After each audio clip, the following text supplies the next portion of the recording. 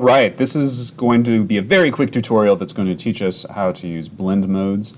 So I have provided some videos for you that are in Canvas, so that's under today's warm-up. You will find two videos.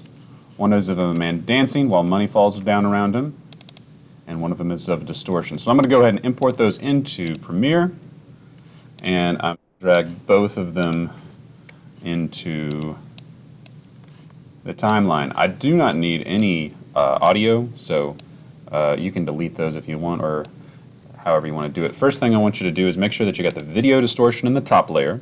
Video distortion is going to be the effect that we're applying to the bottom layer, but right now I can't see the bottom layer because the top layer is solid. And I want you to put the money, the guy dancing, in the bottom layer for now. So you can head over, I want you to shorten each clip to 5 seconds. So go ahead and limit those.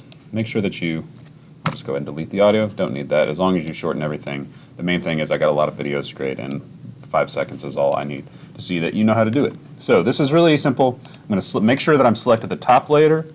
I'm going here to Effect Controls, and then under Opacity, there's a whole lot of choices.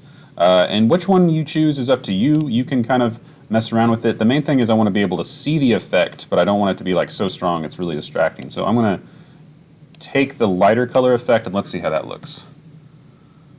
Okay, that looks okay to me. You can mess around with this and do overlay. It's up to you.